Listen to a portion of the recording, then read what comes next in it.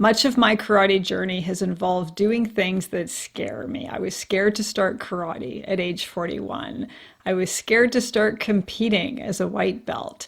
I was scared to start the karate shrimp during a pandemic. I was scared to deal with all of the many, many challenges I have dealt with over the past several years.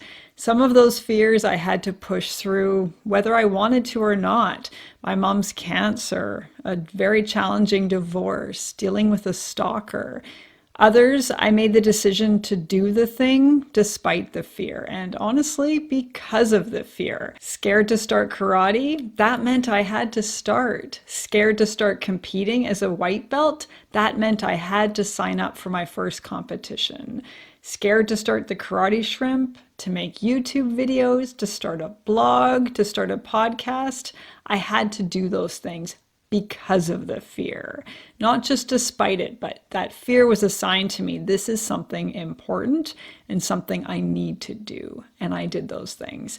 And doing every one of those things, despite that fear, has made me so much stronger as a result. And I've learned so many skills and so much about myself in that process. I don't regret any of it. And proving to myself that I can do things despite fear, to do things even when afraid, has been incredibly invaluable, as have been the skills that I have developed in doing the things themselves. Something else I've learned is that sometimes we need to say goodbye, and sometimes saying goodbye, it's not something we want to do. I said goodbye to my mom very short time before she took her last breaths. I said goodbye to a dojo that I had long since grown out of, that no longer fit with my identity and my values. In other ways, though, I've said goodbye to things that I was sad to say goodbye, but I knew I had to do it in order to make space in my life for the things that really mattered. I said goodbye to my blog, even though that was the start of my karate shrimp journey. That's where I started. I wanted to be a blogger. But I quickly realized that that wasn't the thing for me. And so I knew I had to say goodbye. It no longer fit with who I was or what I was passionate about. And I'm saying goodbye now to the Karate Shrimp podcast after 2.25 years. I faced my fear in starting a podcast, and I'm so grateful I did so. I was terrified to start. I thought, oh, this is so intimidating and overwhelming. And I'm so grateful that I faced that and did the thing despite the fear. And it's interesting because as soon as I started the podcast, that fear went away. It was the fear around the unknown. And as soon as I faced the unknown, it no longer scared me. So I'm so grateful for everything I learned along the way, all the skills I've developed in this podcast, but it is time to say goodbye. This is no longer the right fit for me, and I'm ready for a new season of the Karate Shrimp journey. By facing my fears again and again along my martial arts journey and the Karate Shrimp journey, I've gained a lot of clarity on who I am, on what I value, and what I want in this life. And in saying goodbye to paths that I'm no longer passionate about, that no longer fit with my purpose or who I am, I'm able to say hell yes to the one that I'm actually excited about.